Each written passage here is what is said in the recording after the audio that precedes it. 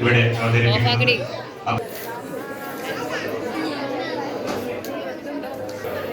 മണ്ഡലകാലത്ത് കഠിനവ്രതമനുഷ്ഠിച്ച് കാടും മേടും ചവിട്ടി തന്റെ സന്നിധിയിലെത്തുന്ന ഭക്തർക്ക് അനുഗ്രഹാശിസുകൾ ചൊരിയുന്ന ശബരിമലയിൽ വാഴുന്ന ആ ദിവ്യ ചൈതന്യം സ്വാമിയന്യം.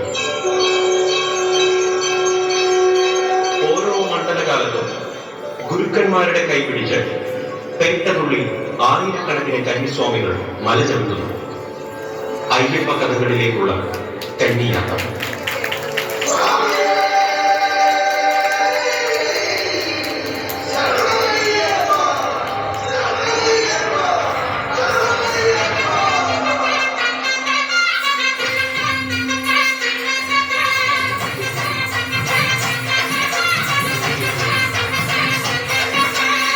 ഗണപതി ചുമയരുടെ താണുവാടല്ലാം തകതിമി തകതകലടി പേട്ട തുടങ്ങാം.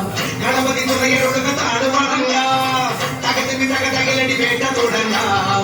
പൊലിവേറി വരും ഇടകടക്കാത്തരുളും നായകരെ ശ്രീമണി കണ്ട മോഹിനിതൻ പൊന്മകരെ ശ്രീകരനും നന്ദനരെ നീ ശരണം കരികരസുതനെ അമ്മേന്തി കുമ്പേന്തി ചായങ്ങൾ പൂസും നീ അനുവാദം തന്നരുളേ. സ്വാമി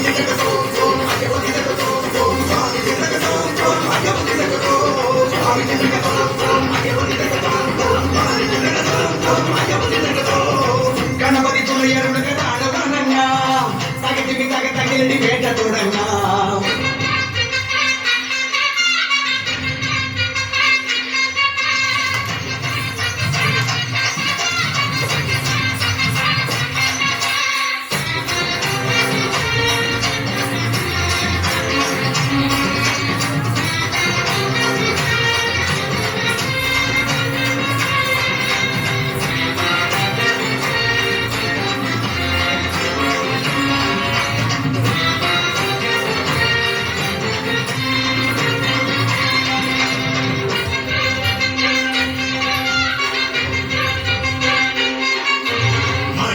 കൊല്ലാനായി പിറന്ന ബാല മഹിയുടെ രക്ഷങ്ങൾ തെളിഞ്ഞ ദേവ കരകളിലൂടെ ശരങ്ങളോടെ മടക്കുനി കോയിലെ ശബരിനാഥ കൊടുത്തി നീ അമ്പാറെ അഹന്തയെല്ലാം കുറിച്ചു നീ അയ്യപ്പ ചരിതമില്ല.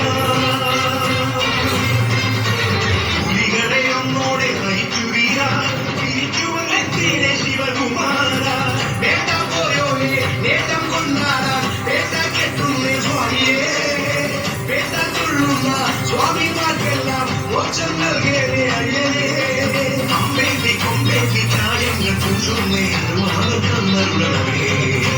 സ്വാമി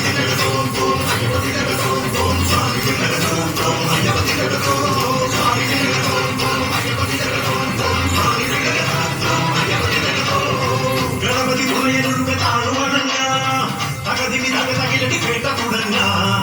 ഗണപതി തുണയരുടെ താണുവണങ്ങാം തകതിമി തകതകിലടി കേട്ട തുടങ്ങാം. പൻപുലിവേറി വരും മേളകളെ കാത്തരുളും നായകനെ ശ്രീമണി കണ്ഠ മോഹിനിതൻ പൊന്മകനെ ശ്രീകരനും നന്ദനനെ ശരണം ഹരിഹരസുതനെ വേദി കൊമ്പേന്തി ചായങ്ങൾ പൂശുന്ന അനുവാദം തന്നരുളവേ. സ്വാമി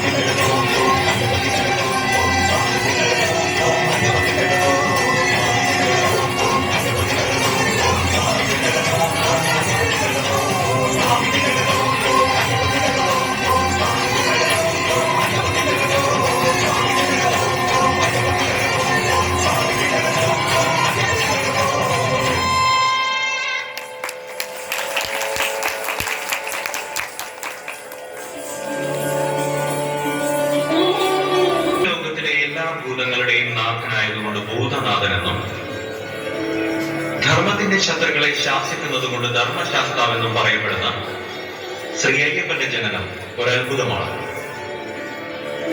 ദേവന്മാരെ തന്റെ അജയ്യ ശക്തി കൊണ്ട് ചിത്രവധം ചെയ്തുകൊണ്ടിരുന്ന മഹിഷീവധമായിരുന്നു ശ്രീധർമ്മശാസ്താവിന്റെ ജന്മോദ്ദേശം. ആശ്രയം തേടി വന്ന അഭയാർത്ഥികളായ ദേവകൾ പരമശിവന്റെ മുന്നിലെത്തുന്നു. പാലാഴി മദനത്തിൽ അസുരന്മാർ കൈക്കലാക്കിയ അമൃത് വീണ്ടെടുത്ത വിശ്വമോഹിനിയിൽ അഭിരാമ ഹൃദയം പ്രസാദിക്കാൻ പരമശിവൻ തീരുമാനിക്കും. കോടാനുകോടി പ്രകാശരശ്മികൾ ഒന്നുചേർന്നുണ്ടായ ആ വിശ്വമോഹിനി രൂപം ഭസ്മാസുരവധത്തിനായി ധരണി മധ്യത്തിൽ വശ്യമനോഹര സൗന്ദര്യമായി ഉദിച്ചുയർന്നു.